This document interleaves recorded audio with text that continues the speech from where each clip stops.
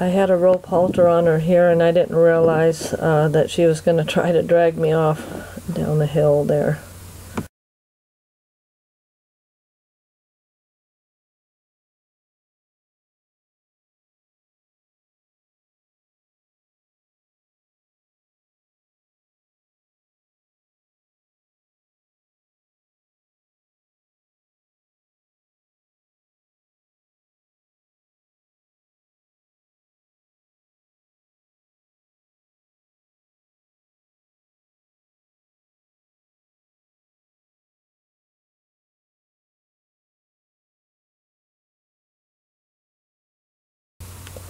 When she was comfortable, she went all the way in, but then she decided she wanted to knock that over and go through me, and that's where I got hurt, but I shook it off.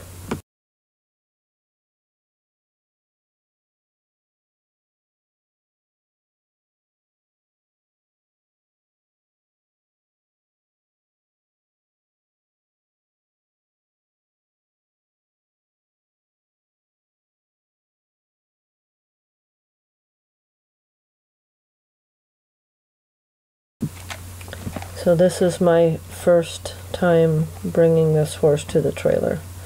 I want to use just light, steady pressure unless she pulls me or drags me, which she did immediately. Started trying to use her weight and use her head and just pull me around.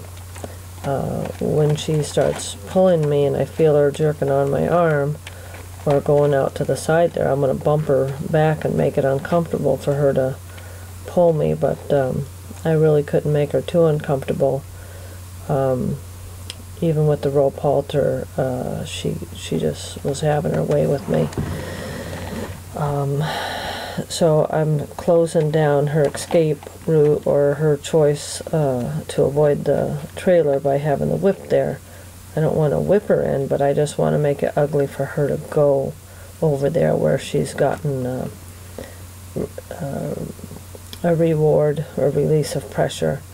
And then since I shut down that avenue, she's going to try to take the other avenue. She could have gotten loose. I could have gotten kicked. If she was mean, she could have kicked me right there and been free.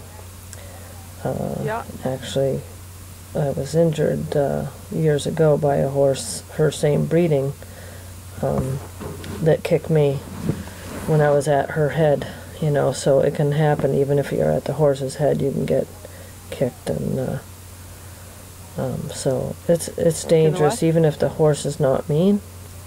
Dangerous just because of their size. I'd have to ask Karen. And you're working at a place where they've got a lot of fear and have a lot of evasion tactics, and just how quick they can pull you. I mean, you can get skun up, break a finger, arm, elbow, wrist, anything.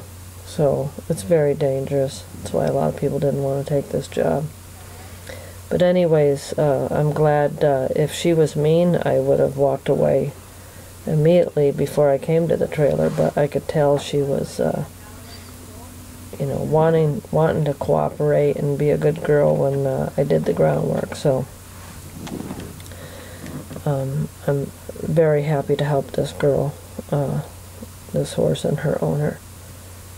So I'm using steady pressure, and when I'm going off to the side trying to get a foot unstuck, try to get her to move a foot without giving her a release, and then ask her to back up and steady pressure, and when she comes forward I'll give her a release of pressure. So I'm just going side to side trying to make it happen. Here I have the two lines and give her a release right there in a pet, because when I didn't want to use the chain all the time. It's counterproductive a lot of times, especially over the nose. A lot of times when you shank a horse or try to hold on them, they'll rear and run backwards, and that will keep grabbing on their nose when you want it to release. So I'm using the rope halter, which release immediately, and only used the chain when she tried to really quickly take her head to the side and you know, to avoid her getting loose. We don't need a loose horse on the property, or getting loose and running the street. So this is not all the total footage. The owner took a lot of footage, but you know, sent me most of it. She said a lot of it was redundant. But the mare did try to drag me, I think, about 3 times down that hill, and that's when I got the chain out, you know, to avoid a loose horse. And so again, right when she's on right here, there's so much chance for injury right there. You really don't want to get in the trailer, and I really didn't want to get in the trailer, but it helped her by just getting in there a little bit and then just trying to get out of the way quick the minute she was on. And my goal is here to get her to stay on longer and longer, because formerly she was put in the trailer and the doors were slammed shut immediately, and that's why her fear is so high. And I want to let her know that I obviously couldn't hold her there, but I want to let her know that I understand her fears, and you know, want her to get used to it little by little, that she can get out. And you know, I want to put her back in, back in, but that we're not going to slam the doors right away. So by just letting her have a good session and loading her, offloading her, loading her, offloading her, then she'll get more comfortable on her own to be able to stay in there longer and longer.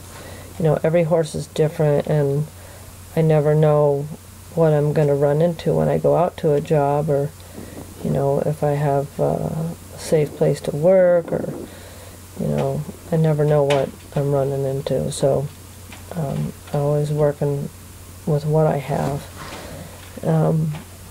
The owners did want me to mention in this video that she was shocked when I said, when I got out of my truck and said, I want to load her a few times till she's comfortable before we shut the doors. And she said she about fell over, because formerly this horse, the last 6 times she was loaded, 3 were non-success, failure to load, and the other 3 took anywhere from a little over an hour to an hour and a half.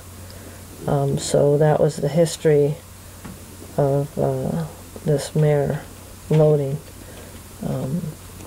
So she wanted me to mention that. And so trailer loading is a specialty of mine, and just years and years of experience and good timing with the pressure and release, and a lot of luck and the grace of God, I'll add too, for protection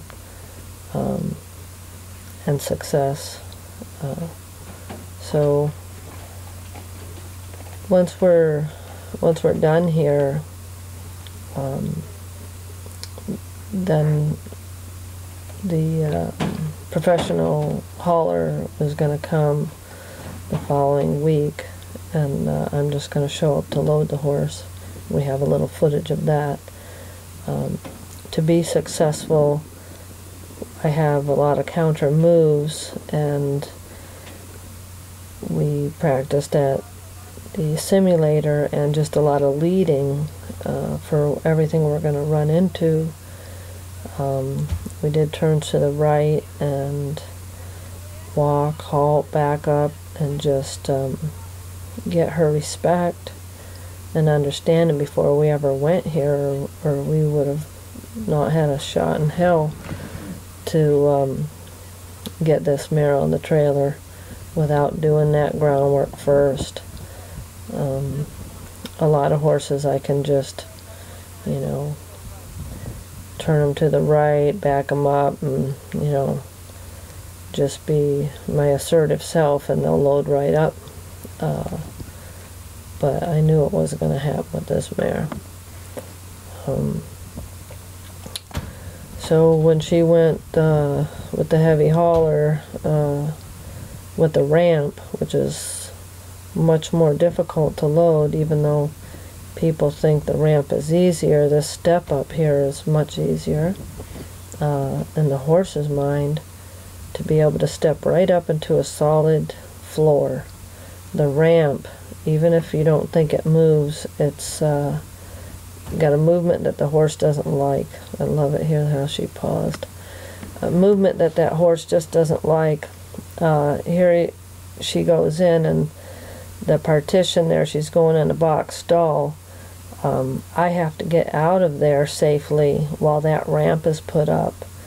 And I did, again, thank God, because there's nothing to stop her from jumping over that little ditty thing.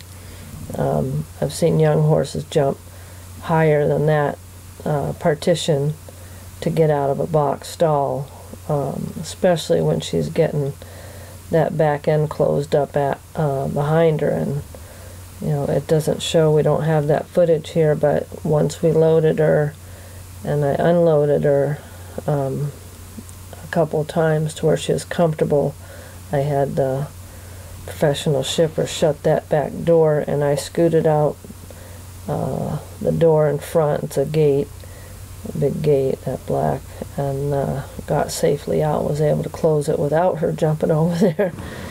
And she arrived at her new barn safely, and everything went well. So I hope you can learn just by watching the timing of the release and pressure of how I was successful to load this mare. And I have a lot of other videos that you can see the pressure and the release, and how I used the whip as well when need be. Once I work with a horse a few times, or you work with a horse a few times, then you don't need all these tools, but this is what we need to be successful. And I hope you liked the video, and thank you for watching.